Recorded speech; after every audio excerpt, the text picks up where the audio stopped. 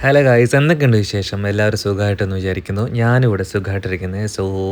നല്ലൊരു തണുപ്പുള്ള സമയത്ത് ഞങ്ങൾ ഇന്ന് പോകുന്നത് ഞങ്ങളുടെ സ്വന്തം സാൽസ്ബറിയിലേക്കാണ്. സ്വന്തം സാൽസ്ബറി എന്ന് പറയാൻ കാരണം ഞങ്ങളുടെ ഏറ്റവും പ്രിയപ്പെട്ട ഒരു ഫാമിലി താമസിക്കുന്ന ഒരു സ്ഥലമാണ് കേട്ടോ സാൽസ്ബറി.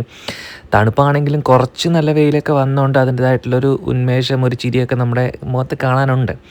എനിവേ, ഇത് ഒരു കോഫി മെഷീനാണ്. നമ്മൾ M&S കണ്ടെയ്നേഴ്സ്. ഇത് actually first time I M trying that.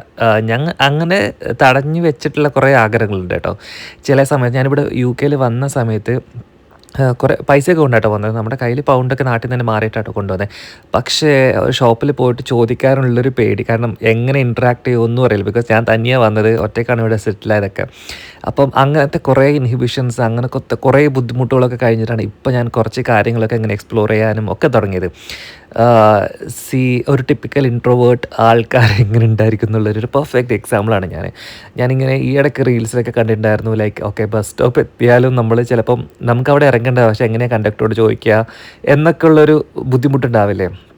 എന്നിട്ട് അടുത്ത സ്റ്റോപ്പ് വരെ പോയിട്ട് നടന്നിട്ട് തിരിച്ചു വരുന്ന രീതി, അതുപോലെയൊക്കെ ആയിരുന്നു. അതുപോലെ തന്നെ വേറെ കാര്യം വെച്ചാൽ സദ്യക്കൊക്കെ പോകുമ്പോൾ എനിക്ക് ചില ഫുഡ് ഇങ്ങനെ രണ്ടാമത് ചോദിക്കാനൊക്കെ ആഗ്രഹം ഉണ്ടാവും. പക്ഷേ എങ്ങനെയാണ് ചോദിക്കുക, അയാളെന്താ വിചാരിക്കുക എന്ന് പറഞ്ഞിട്ട് ഞാൻ ചോദിക്കാതിരുന്ന സിറ്റുവേഷൻസ് ഒക്കെ ഉണ്ട്. പക്ഷേ ഇപ്പോൾ ഒക്കെ മാറി, ലൈക്ക് ലൈഫ് ചേഞ്ചസ്. കാരണം നമ്മൾ ഒറ്റയ്ക്ക് സ്ട്രഗിൾ ചെയ്തിട്ട് വന്ന ഒരാളായതുകൊണ്ട് എനിക്ക് കുറേയേറെ ഇൻഹിബിഷൻസ് അങ്ങനെ മാറ്റേണ്ടിയിരുന്ന ബുദ്ധിമുട്ടായിരുന്നു കേട്ടോ.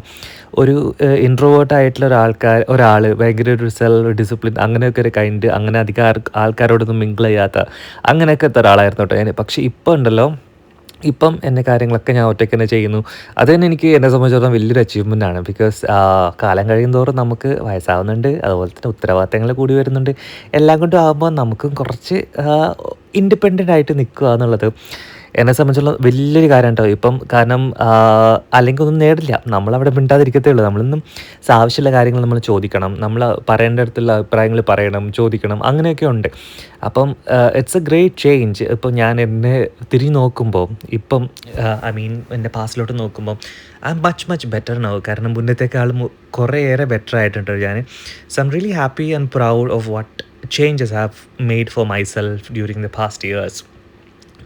എല്ലാവരും പറയും, മുന്നേക്ക് എല്ലാവരും അങ്ങനെ പറയും, ഞാൻ എപ്പോഴും അമ്മയുടെ വാലിൽ തൂങ്ങി നടക്കുന്ന ഒരാളായിരുന്നു. അപ്പം അമ്മക്കുട്ടി എന്ന് പറഞ്ഞിട്ടുള്ളൊരു കളിയാക്കുന്ന രീതിയിലുള്ള സംസാരങ്ങളൊക്കെ ഉണ്ടായിട്ടുണ്ട്. പക്ഷേ anyway, so that is what. നമുക്ക് എന്ത് വേണമെങ്കിലും നമ്മളത് ചോദിച്ച് മേടിക്കണം. V deserve A place everywhere. So അങ്ങനെ ഒന്ന് ചിന്തിച്ചാൽ മതി കേട്ടോ.